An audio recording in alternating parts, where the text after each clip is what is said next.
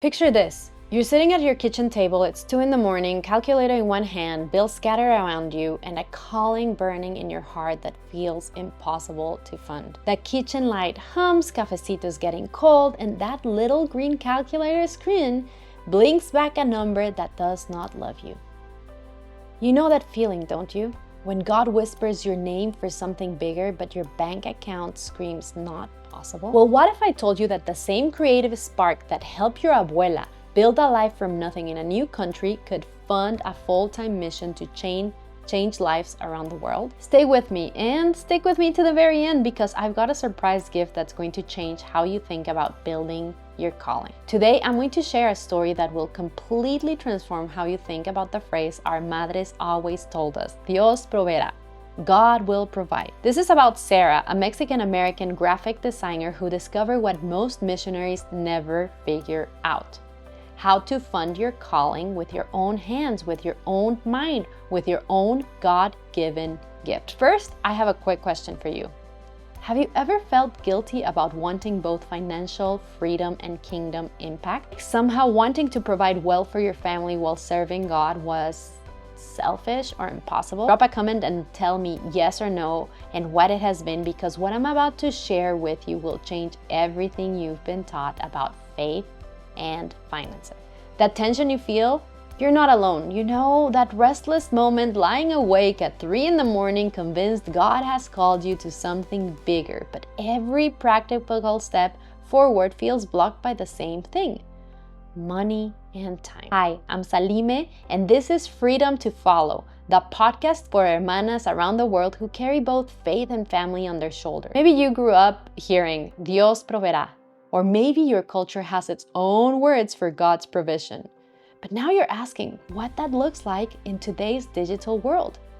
Well, I'm glad you're here, because here we explore how ordinary believers build digital businesses that don't just cover the bills, but create the freedom to say yes to God's calling without fear of finance. For the last 20 years, I've built businesses online across 3 continents while living as an immigrant myself. I know what it's like to start from scratch, to feel out of place, and still believe that God can use your skills for His kingdom right where you are.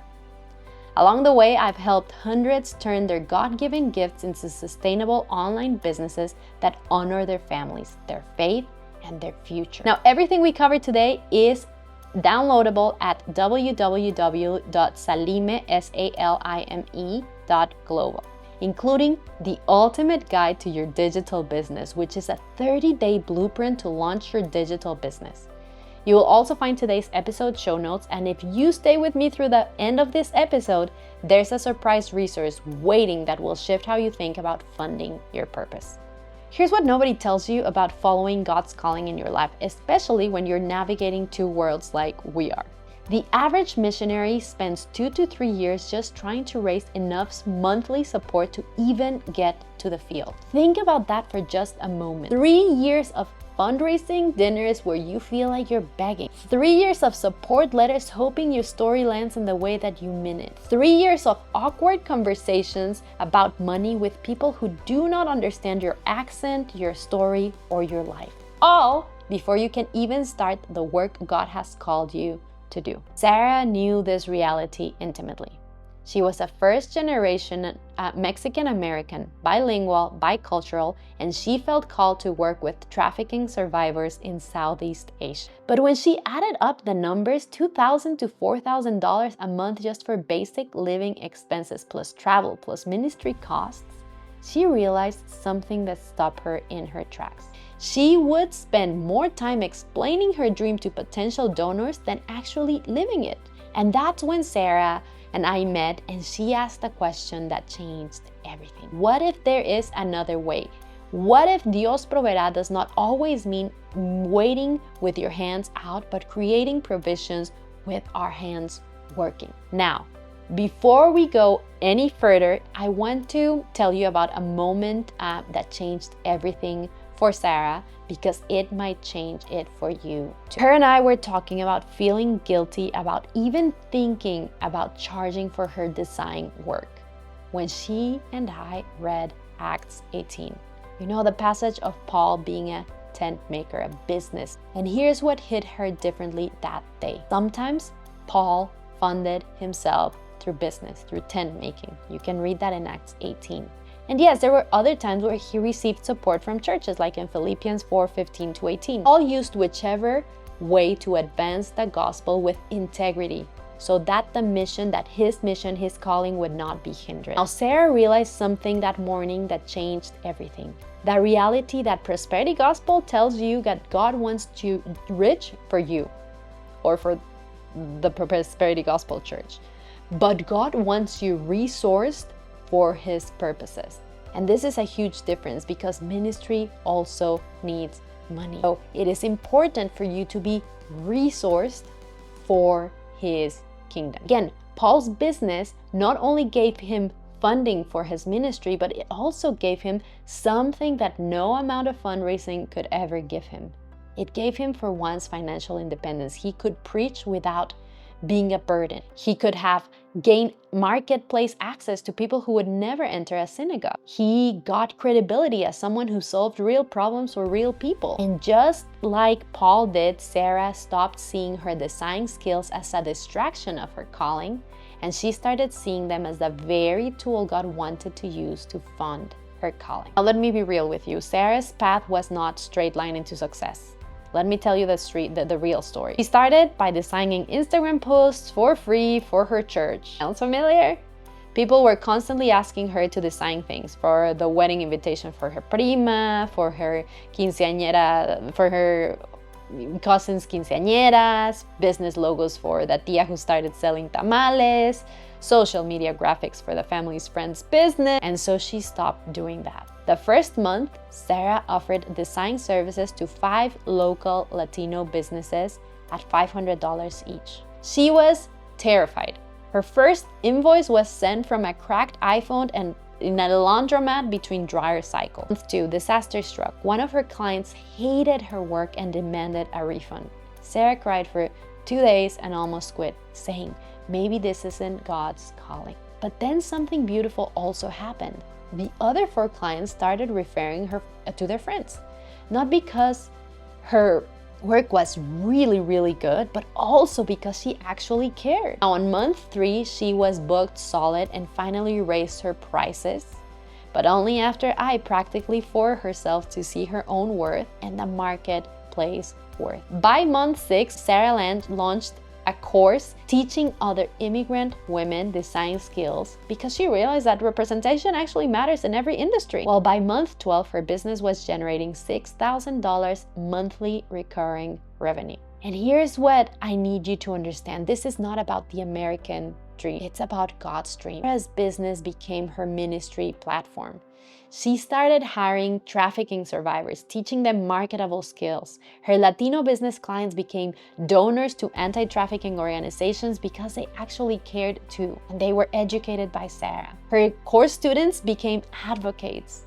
And within 18 months, Sara was doing more anti-trafficking work through her business than most traditional missionaries do in 5 years. And she never sent a single support letter. You know what Sara discovered that changed everything? It was hidden in the parable that Jesus told in Luke 19, where a nobleman gives his servants money and he says, do business with it until I come back. When the first servant reports that his investment earned 10 times more, Jesus doesn't say, good job, but you know what? Next time, focus on more spiritual things. He says, great job, because you were faithful in the little, I'll give you authority over 10 cities. And here's what blew Sara's mind. In Luke 19, Jesus uses commercial language, pragmateomai, to picture faithful stewardship that multiplies what God entrusts you for his purpose. Sara also realized that 1 Timothy 6:10 says, the love of money is the root of all evil. Not money itself, not business itself, the idolatry of money. The question is not whether you should build something successful and sustainable around your calling. The question is, what will you build it for? Now, I want you to walk with me through exactly what I taught Sara practically to do, because I think this could be your starting point, your roadmap. And I want you not to worry about this if you're driving or working or doing something else, because the episode show notes, all these exercises will be available for you for free at www.salime, that's my name, SALIME.global. Step 1, the calling skill intersection. I told Sara to draw 2 circles. Circle 1 was what broke her heart, and for her it was human trafficking. Circle 2 what was she naturally good at, and for her it was visual design. The overlap of both circles became her business idea: design work to fund anti-trafficking ministry. So that's where you start. Now the step 2 is realizing something about access. Business is not just about starting to generate income with strangers. It's about access. Sara started with her Latino community, with businesses in her community from people who already knew and trusted her, because this is one huge gift that God has already given you, your community. And that's where you should start. Now, step 3 is the kingdom revenue model. And this is super important. From day 1, Sara and I built her business focused in generosity. She was giving 10% to her local church as a biblical tithe, which is super important, 10% to anti-trafficking organizations, which was her specific calling, her specific mission. And then she had a 10% of emergency fund because unexpected opportunities or unexpected things could happen. So she started building that from day 1, and that's super, super important. Now, there is another strategy, and this is step 4. It's a start small strategy. The first month, I want you to focus on serving one person excellently. Just serve one person. Find one person with your skills that you can serve excellently. Month 2, try serving 3 people excellently, even through a refund disaster. But scale it a little bit. And just at month 3, start thinking in systems. Because remember, the huge big business principle you need to learn. You're always one solved problem away from a sustainable business. Again, you're always one solved problem away from a sustainable business. You probably have some fears in your head right now. So let's address them. Let's talk about it. What if I fail? What if I embarrass my family? Well, guess what? Sara asked this too. And you know what? She actually did fail. That month 2 refund almost broke her. But she learned resilience and humility and dependence of God. Again, your family crossed borders, started over, and built something from nothing. They understand both failure and the fight to rise again. Hermana, resilience runs in our veins. When you fail, you stand back up, you wipe your tears, you reflect, and then you step forward stronger. Now, maybe you are also thinking, well, what if money changes me? Look, money doesn't change you. It reveals you. And that is why Sara built accountability and generosity into her model, into her business from day 1. And that is why that is a step in the exercises that I'm telling you is very important. That accountability would make sure that money doesn't change you and reveals a heart for the Lord. Another one. What if my immigration status, my credit history blocks me from opportunities? Well, you start with services that do not require inventory or credit lines. That's the beauty of digital business. You start using simple, compliant payment rails like debit or Zelle or PayPal, and then you track your income and you a tax attorney, a tax accountant to help you. But you first have to prove your idea. That's why we start small. What if your fear is, I don't have business skill? You do, but don't worry, neither did the disciples when Jesus called them, and they learned to feed 5,000 people with what they have, with limited resources. Business is simply applied stewardship. You understand what it means to make much from little. You lived it. And that superpower is important, and it's what will bring you into the digital economy. If you have no idea of where to start, I have a place where you can start, because you have skills. You have something that has helped someone, and that will be your start point. So I have an exercise called the 5-minute business idea generator.